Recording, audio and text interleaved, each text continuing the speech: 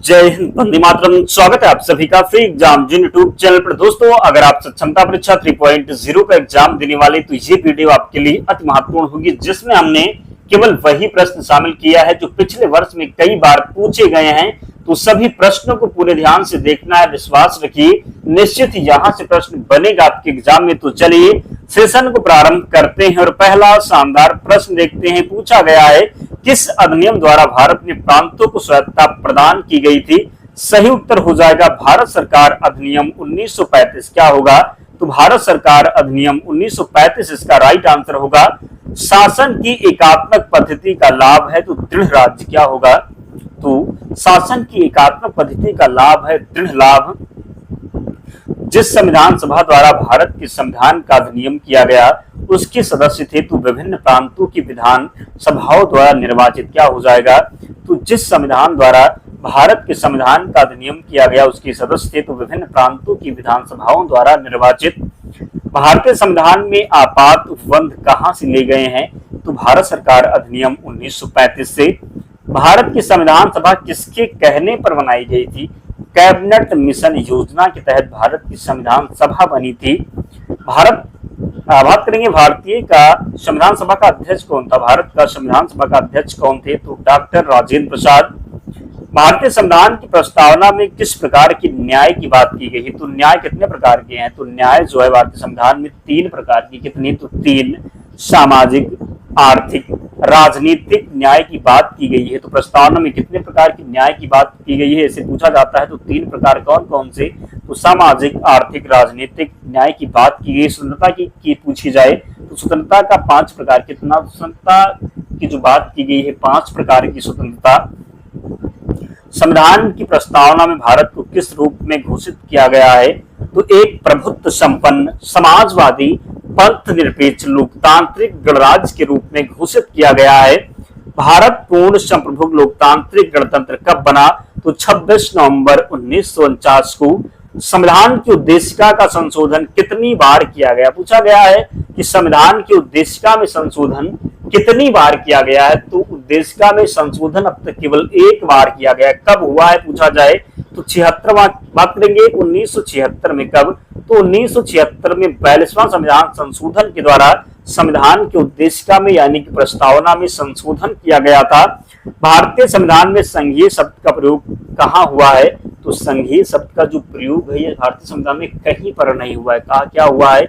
ये प्रश्न कई बार पूछा गया। याद रखिएगा कि संघीय शब्द का प्रयोग भारतीय संविधान में कहीं भी नहीं हुआ है, जबकि संघ शब्द का प्रयोग हुआ है। किसका? तो संघ का प्रयोग हुआ है, लेकिन संघीय का नहीं हुआ है। भारतीय संविधान के अनुच्छेद 1 में यह घोषणा की गई है कि इंडिया अर्थात भारत राज्यों का संघ होगा। किस अनुच्छेद में इंडिया को भारत कहा गया है? तो अनुच्छेद 1 में।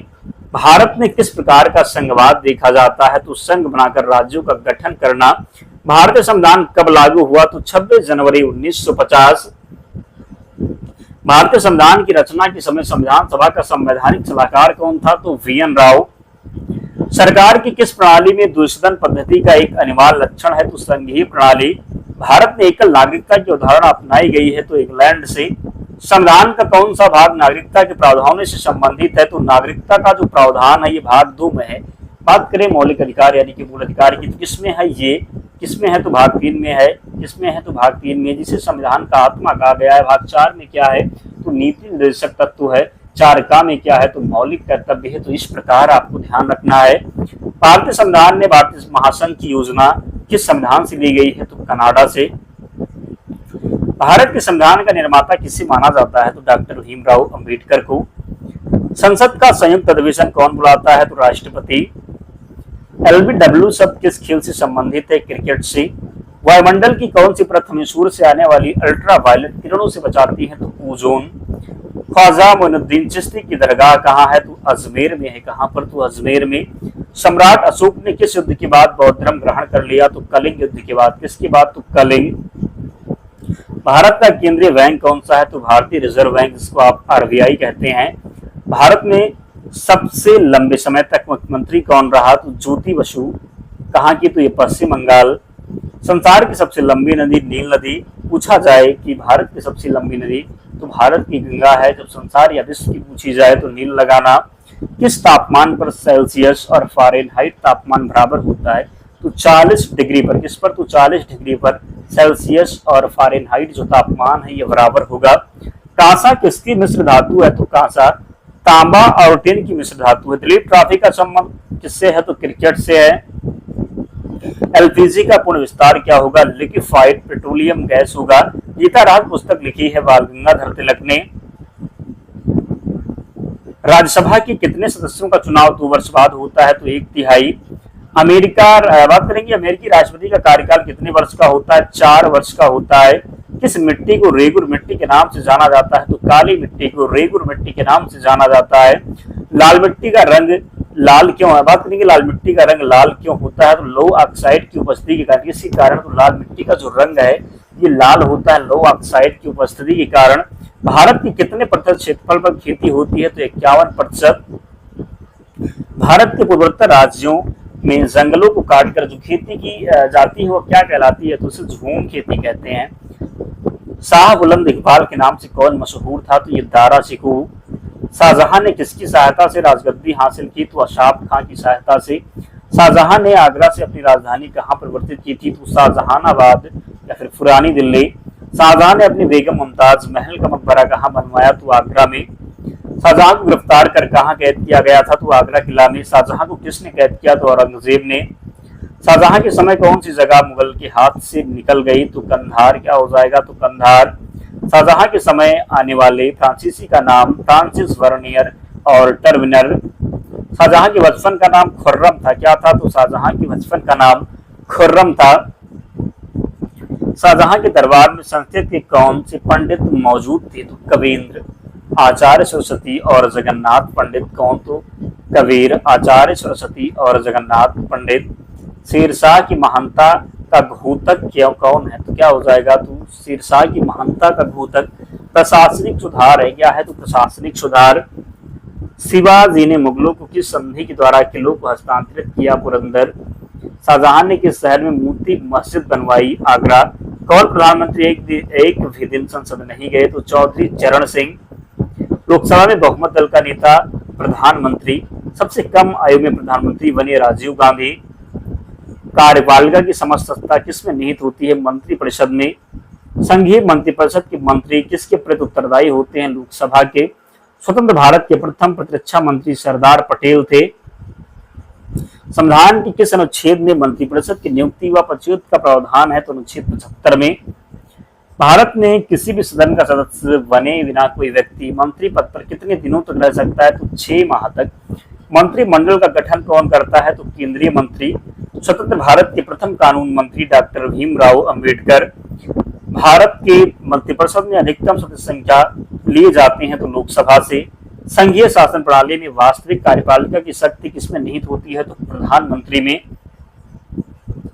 संसद में मंत्रिपरिषद कौन प्रस्ताव रख सकता है? तो संसद में मंत्रिपरिषद कौन सा प्रस्ताव रख सकता है? तो ये विश्वास प्रस्ताव। मंत्रिपरिषद के सदस्यों को गोपनीयता की शपथ कौन दिलाता है? राष्ट्रपति। क्या राज्यसभा का सदस्य मंत्रिपरिषद का सदस्य बन सकता है? तो सही उत्तर होगा हाँ, राज्यसभा का सदस्य जो है मंत्रिपरिषद का सदस्य बन सकता है। रेगिस्तान का जहाज किस जानवर को कहा जाता है? तो ऊंट को कहा जाता है। सत्यार्थ प्रकाश की रचना किसने की? स्वामी दयानंद सरस्वती। उत्तरी ध्रुव पर पहुंचने वाला विश्व का प्रथम व्यक्ति रॉबर्ट पियरी। किस मौलिक अधिकार को 44वें संविधान संशोधन द्वारा हटा दिया गया? तो संपत्ति के अधिकार को। कागज का आविष्कार करने वाला देश का नाम चीन हो जाएगा। निम्न में से किसका उपयोग ऊंचाई मापने के लिए? अल्टीमीटर का प्रयोग ऊंचाई मापने के लिए। सूर्य की किरणें की तीव्रता मापने वाला उपकरण क्या हो जाएगा? तो एक्टिनोमीटर। सूर्य की तीव्रता बात करेंगे, सूर्य की किरणों की तीव्रता मापने वाला यंत्र है, इसे क्या कहेंगे? तो एक्टिनोमीटर। एक अवतल दर्पण की वक्रता केंद्र पर रखी वस्तु का प्रतिबिंब कहाँ बनेगा? तो जब अवतल दर्पण पर रखा गया तो कहाँ बनेगा? वक्रता केंद्र पर। एक समतल दर्पण की वक्रता त्रिज्या क्या है? अनंत है। एक समतल दर्पण की जो वक्रता त्रिज्या होगी जी अनंत पर होगी। भारत के प्रायद्वीपीय नदी से जुड़ा सबसे ऊंचा निकास बेसिन कृष्णा नदी। भारत की किस नदी को वृद्ध गंगा कहा जाता है? गोदावरी नदी को। नासिक किस नदी के तट पर स्थित है? गोदावरी नदी के तट पर। तिब्बत में किस नदी को सांगपो कहा जाता है? ब्रह्मपुत्र नदी को। भारत की कौन सी नदी विभ्रांस घाटी से होकर बहती है? तो नर्मदा। ताप्ती और दामोदर नदी जो है ये विभ्रांस घाटी से होकर के बहती है। भारत में तलछट ले जाने वाले प्रमुख नदियां कौन सी हैं? गंगा नदी। बिहार का सूप किस नदी को कहा जाता है? कोसी नदी को। इंद्रावती, प्राणहिता और शबरी किसकी उपनदियां हैं? गोदावरी नदी। कौन सी नदी अंततः अरब सागर में गिरती है? तो नर्मदा नदी। वंदे मातरम को राष्ट्रीय गीत के रूप में किस तिथि को स्वीकार किया गया? तो 26 जनवरी 1950। रणजी ट्रॉफी का संबंध किस खेल से है? क्रिकेट से है। रतौंधी किस विटामिन की कमी से होती है? Vitamin A. आराम हराम है का नारा दिया था जवाहरलाल नेहरू। इंकलाब जिंदाबाद का नारा सर्वप्रथम किसने दिया था? सरदार भगत सिंह ने। निर्विरोध चुने जाने वाले एकमात्र राष्ट्रपति नीलम संजीवा रेड्डी। कौन? तो नीलम संजीवा रेड्डी। नींबू और संतरे में कौन सा विटामिन पाया जाता है? तो विटामिन सी पाया जाता है नींबू और संतरे में। क्या? तो नींबू और संतरे में विटामिन सी। रविन्द्रनाथ टैगोर ने भारत के राष्ट्रीय गान के अलावा किस और एक देश का राष्ट्रीय गान लिखा है? तो बांग्लादेश का, उमार सोनार बांग्ला। राजघाट किसके समाधि स्थल है? महात्मा गांधी की। भारत का मैनचेस्टर किसे कहा जाता है? तो अहमदाबाद को। मंदिरों की पूर्वभूमि भारत के किस राज्य को कहा जाता है? तमिलनाडु को। 1857 के विद्रोह में झांसी की रानी लक्ष्मीबाई किसके सहयोग से ग्वालियर में विद्रोह किया? तात्या टोपे। 1857 की क्रांति के बाद अंग्रेजों ने मुगल बादशाह बहादुर शाह जफर को कैद करके कहां भेजा? तो रंगून या अब म्यांमार कह सकते हैं। राष्ट्रीय विज्ञान दिवस 28 फरवरी को मनाया जाता है। मुगल सम्राट अकबर का जन्म हुआ था अमरकोट के दुर्ग में। मुगल सम्राट अकबर का जन्म अमरकोट के दुर्ग में। विश्व का सबसे छोटा महाद्वीप ऑस्ट्रेलिया है। विश्व का सबसे पुराना लोकतंत्र सैन मेरिनो। सुएज नहर किन दो सागरों को जोड़ती है? भूमध्य सागर और लाल सागर। सम्राट अशोक के शिलालेखों को पढ़ने वाला प्रथम अंग्रेज जेम्स प्रिंसेप। महावीर स्वामी ने जैन संघ की स्थापना कहाँ की थी? तो पावापुरी में। वैदिक कालीन लोगों ने सर्वप्रथम किस धातु का प्रयोग किया? तो तांबा का प्रयोग किया। किस वेद की रचना गद्य और पद्य दोनों में की गई है? तो गद्य और पद्य दोनों में यजुर्वेद की रचना की गई है। किस व्यक्ति को बिना ताज का बादशाह कहा जाता है? सुरेंद्र नाथ बनर्जी। हड़प्पा काल में तांबे के रथ की खोज किस स्थान से हुई थी? तैमाबाद, महाराष्ट्र। मोहनजोदड़ो के स्नानागार के पश्चिम में स्थित स्तूप का निर्माण किया था कुषाण काल में। हड़प्पा सभ्यता की किस पुरास्थल को सिंध का बाग या मृतको अटीला कहा जाता है? मोहनजोदड़ो। हिंदुस्तान तलवार के जोर पर जीता गया था, यह कथन किसका है? एल्गिन द्वितीय का है।